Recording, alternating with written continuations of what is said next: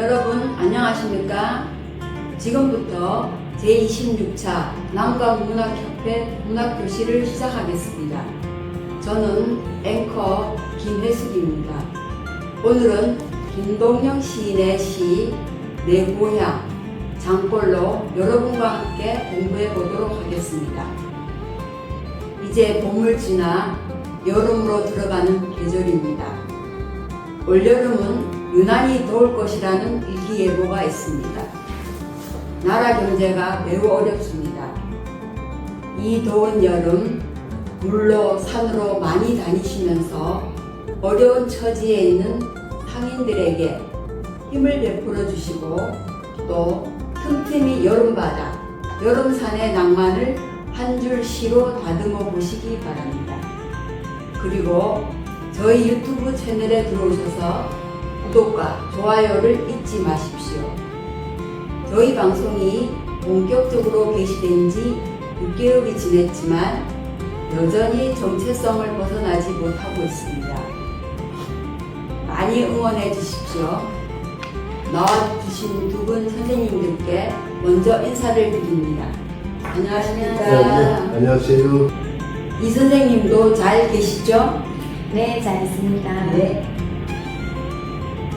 선생님, 이번에 이사장으로 취임하신 후 1호 사업을 하셨다는데 소개를 해 주십시오.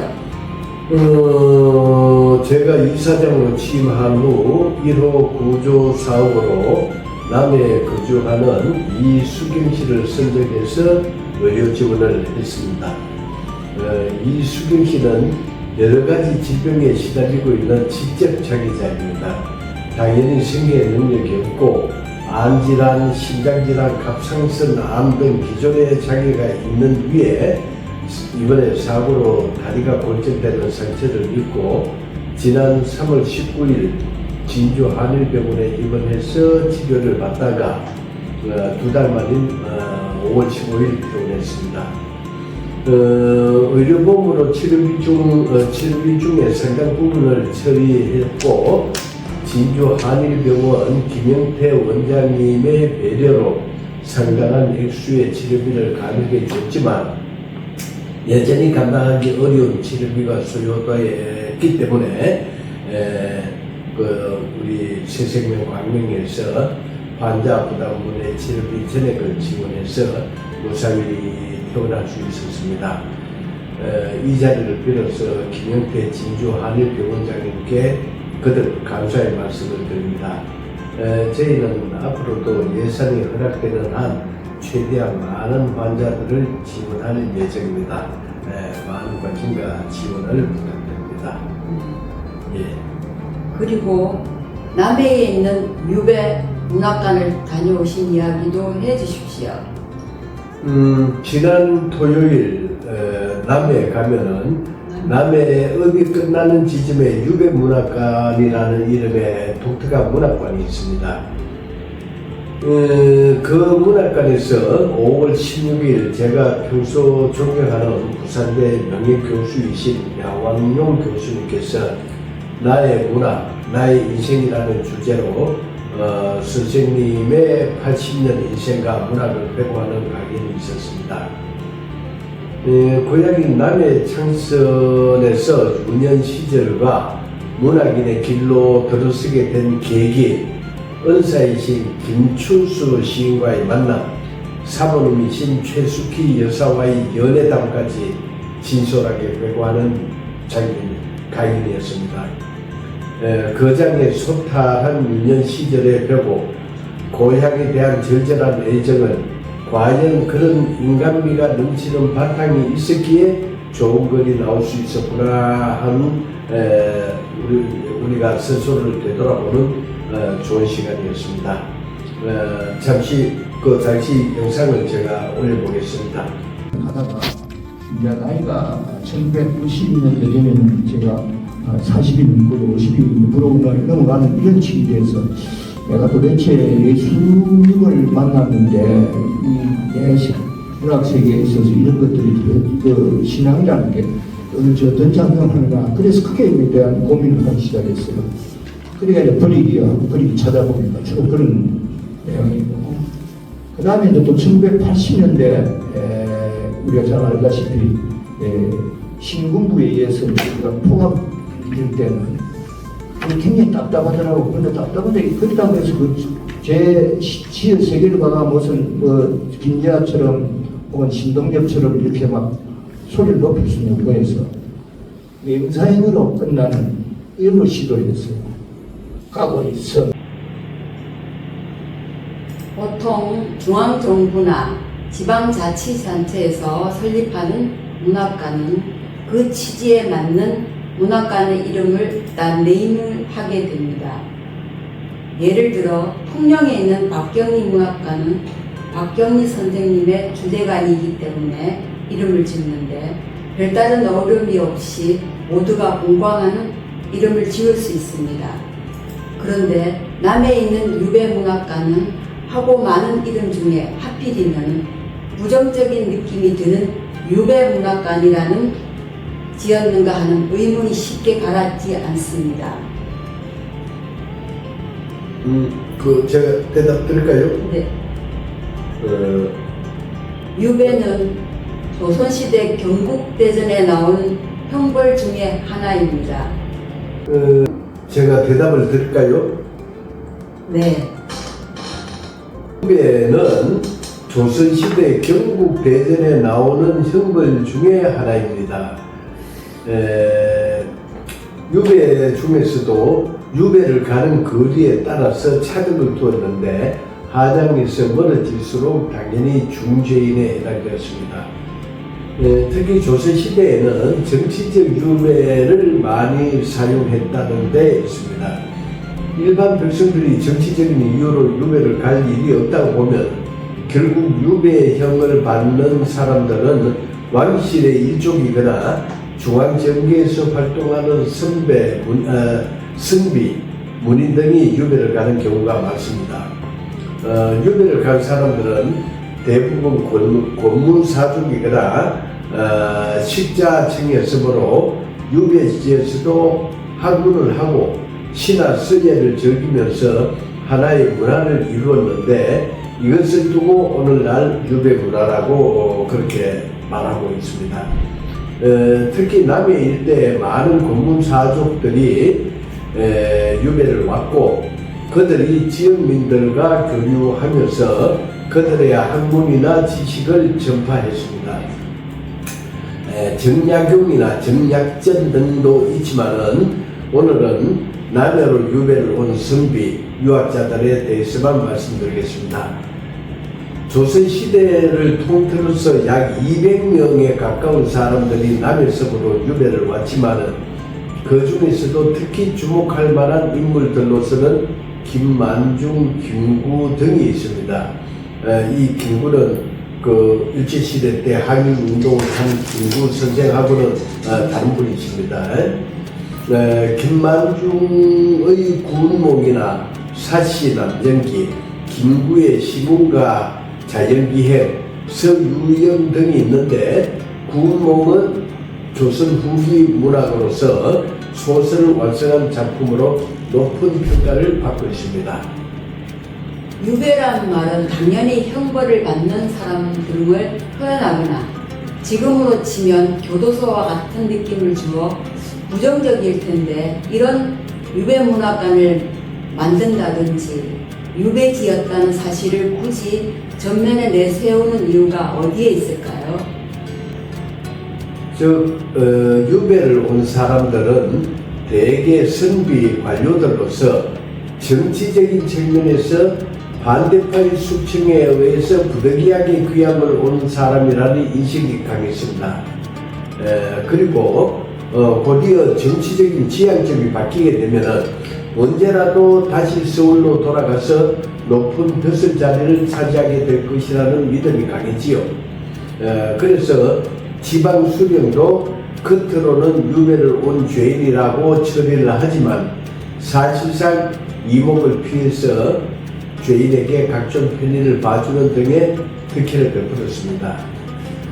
즉 유배를 온 사람들은 파렴치한 작품이 아니었다는 데 공감을 하였고 지금도 그런 인식이 남아있기 때문에 유배문학관이라는 이름이 붙여지게 된 것이라고 봐야죠. 그리고 유배문학이라는 명칭은 단순히 유배의 고통과 정치적 희생만을 강조하기 위해서 붙여진 이름은 아닙니다. 물론 유배는 본래 정치적 처벌이자 인간적 고통을 동반한 문벌이었습니다.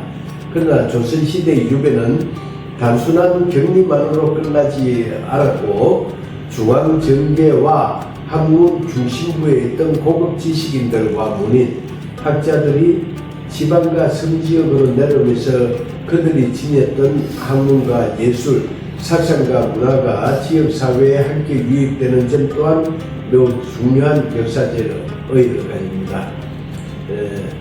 유배문학이라는 명칭에는 의학과 비극이라는 역사적 측면만이 아니라 고난 속에서도 꽃핀 정신문화와 지역문화 발전의 흔적을 함께 바라보려는 의미가 담겨 있습니다. 이는 유배를 무조건 부정적으로 보지 말고 그 속에서 형성된 문화사적 가치와 문학적 성질을 함께 조명하는 관점이라고 봐야 될 것입니다. 양황용 교수님께 대해서 잠시 소개해 주십시오. 예, 제가 혼자만 계속하게 되네요. 양황용 교수님은 1943년 남해군 창선면에서 태어나 유년 시절을 청선에서 보냈습니다. 고등학교에 진학하면서 진주로 오게 됐고 대구 경북대학에 진학하게 되면서 당시 경북대학교 교수였던 김춘수 시인을 만나게 됐습니다. 김춘수 시인을 만나면서 양황용 시인의 문학세계의 지평이 넓어졌다고 스스로도 자평하고 있습니다. 양황용 선생의 이름에서 좀 특이한 부분을 못 느꼈나요? 글쎄요. 그분의 성함에서 동그라미가 좀 많다는 것을 제외하면. 예, 그렇죠. 선생님 스스로도 말씀하시지만은 이름 석자에서 동그라미가 6개나 들어가요. 성이 양씨니까 양에도 2개, 왕에도 2개, 용에도 2개 이렇게 6개 들어가는 것은 대한민국에서 자기가 유일하다고 자랑을 하고 있습니다. 한번 들으면 잊어버리지 않을 것 같아요. 네, 유배문학관이란 이름이 주는 의미에 대해 간략히 설명해 주십시오. 아까도 말씀드렸지만은 유배란 단순히 슬픈 귀향을 뜻하는 것은 아닙니다. 권력을 잊고 외딴 섬으로 쫓겨난 사람들이 바쁘게 돌아갔던 정치와는 담을 쌓고 안빈낙도하면서 절망 속에서도 문학과 정신세계를 꽃피웠다는 의미를 담고 있습니다. 그래서 남해군에서는 이 공간을 단순한 관광지가 아니라 한국 유배문학 연구의 공간, 문학사적인 교육 공간, 남해의 역사 정체성을 보여주는 장소로 운영하고 있습니다. 두 분도 시간이 있으시면은 자연 경관이 뛰어난 남해를 관광하시면서 남해가 왜 유배지로 많이 선택되었는지, 김만중과 구운몽 이야기, 유배 문학이 우리 한국 문학사에서 갖는 의미 등을 한번 살펴보시는 것도 좋은 경험이 될 것입니다. 네. 본론으로 들어가겠습니다. 오늘은 김동윤 시인의 내 고향 장골이라는 시를 소개해 드리겠습니다. 김동윤 시인은 검찰 공무원으로 30년을 재직하다 퇴직한 시인으로서 불교 경전이나 교리에 대하여 대단히 해박한 지식을 가지고 있는 분입니다. 불교에 대한 해박한 지식과 경륜은 가히 그 누구와 견주어도 손색이 없을 정도라고 할 것입니다. 오늘은 김동윤 시인의 시를 분석하는 시간을 갖도록 하겠습니다. 우선 이정림 시인이 낭송하시겠습니다. 내 고향 장골. 대낮에도 구름이 골 안에 들면 나갈 길을 잃어버린다는 진주의 종사. 지편산 길고도 긴 골짜기 장골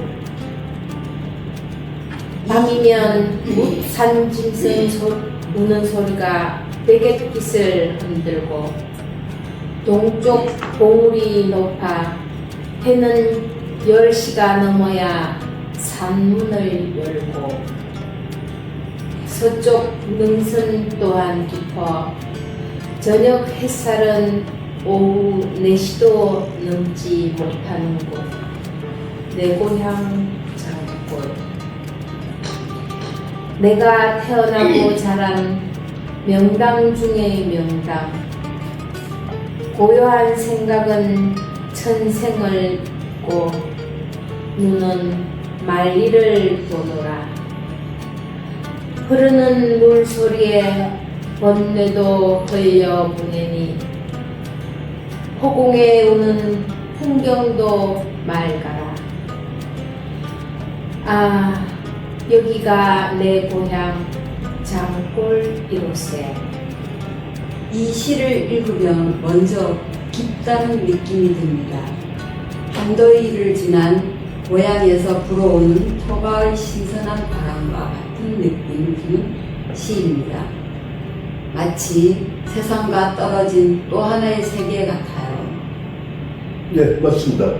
이 작품은 단순히 고향이 아름답다는 수준이 아닙니다.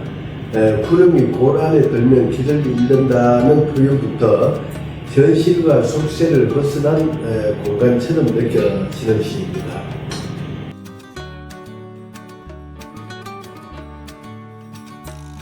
같은 느낌도 있습니다. 예, 실제로 장골은 제가 사는 동네와도 멀지 않아 매우 깊은 산골입니다.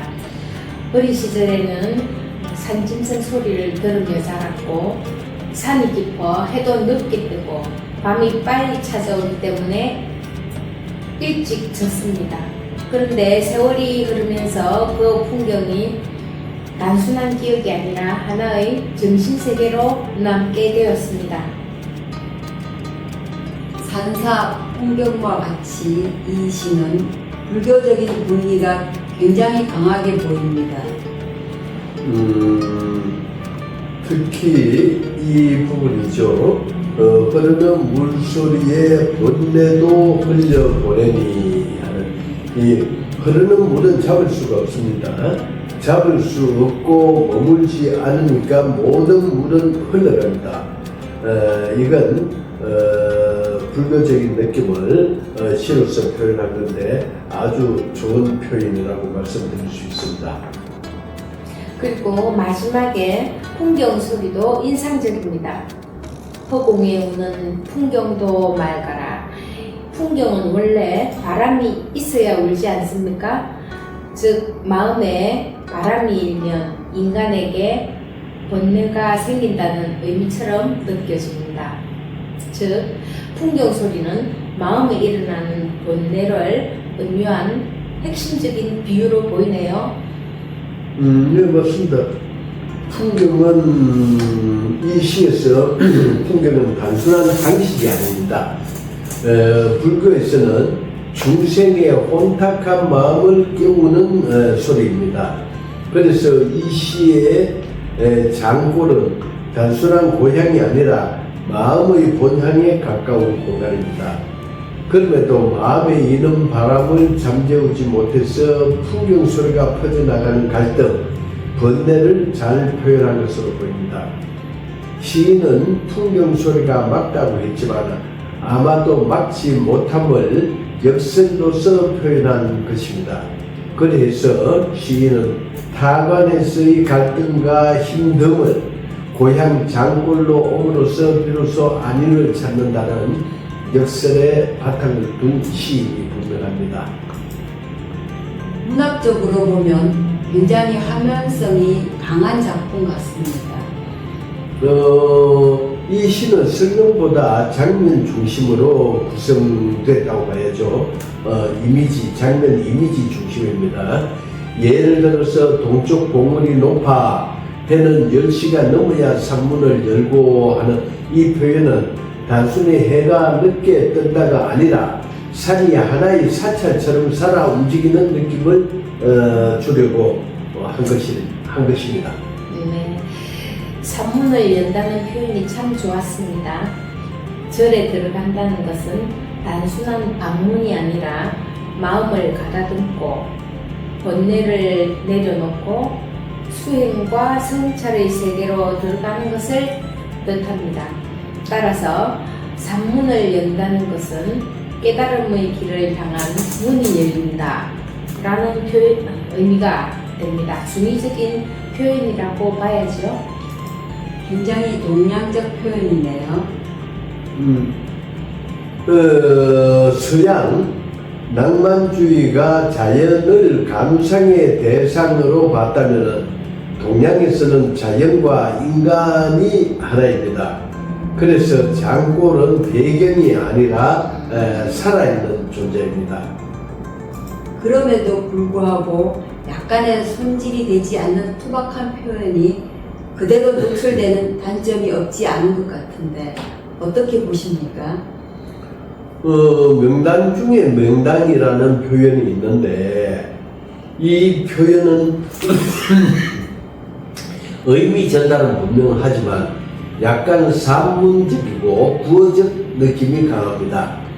특히 시 전체가 운무, 풍경, 번뇌, 산문 같은 상징적 이미지로 흐르다가 갑자기 풍수라는 용어가 직선적으로 튀어나오기 때문에 조금 거칠게 느껴질 수 있습니다. 예를 들면은 좀 더 시적으로 천년 기운 머무고 산천의 숨결이 보인 자리, 하늘이 감춘 터 등으로 은유적으로 표현했다면은 좀 더 이게 시가 부드러워질 수 있겠죠. 네. 내가 태어나고 자란이라는 부분도 사족이라는 느낌을 지울 수가 없습니다. 예, 독자는 이미 내 고향 장골에서 화자의 삶을 자연스럽게 유추하기 때문에 굳이 설명하지 않아도 되는데 설명을 함으로써 시의 간결성과 압축이라는 측면에서 약간 힘이 빠질 수 있습니다. 오히려 직접 표현하지 않고 이미지화하여 간접적으로 표현했다면 시적 긴장이 살아납니다. 마지막으로 한 가지만 더 지적해 주신다면요? 예, 시 중에 허공에 우는 풍경도 맑아라 하는 부분이 있습니다. 그 정서는 참 좋습니다. 그런데 어차피 이 시는 불교적 이미지를 바탕으로 둔 것입니다. 허공에 우는 풍경, 번뇌 등과 같은 불교적 용어를 나열함으로써 너무 좀 진부해 보일 수 있습니다. 특히 맑아라까지 붙으면서 감탄의 방향이 좀 더 직접적입니다. 허공 끝 풍경 소리 맑게 번지고 라든지 벼랑 끝 풍경 소리 물빛에 스미고 하는 이런 식으로 그 시에 동적인 요소, 움직임을 주게 되면은 시로서 좀 더 세련미가 생기지 않을까 싶네요. 오늘날 사람들에게 고향은 어떤 의미일까요? 몸은 도시에서 살아도 영혼은 늘 돌아갈 곳을 찾는 것 같습니다. 그래서 인간은 끝없이 자기 안의 장골을 찾는지도 모르죠. 조용히 자신을 돌아볼 수 있는 공간, 욕망에서 잠시 벗어날 수 있는 공간 말입니다. 오늘 김동영 시인의 시는 고향을 잃어버린 우리들에게 고향이 주는 무한한 안정성, 즉 세련된 기교보다 토속적인 취치, 수행자적인 고요와 산골의 투박한 숨결을 전해주는 좋은 시라는 말씀을 드릴 수 있겠네요. 오늘은 김동현 시인의 내 고향 장골을 함께 감상해 봤습니다. 두 분 선생님, 오늘 이 시간을 마치면서 한 말씀씩 해주신다면요?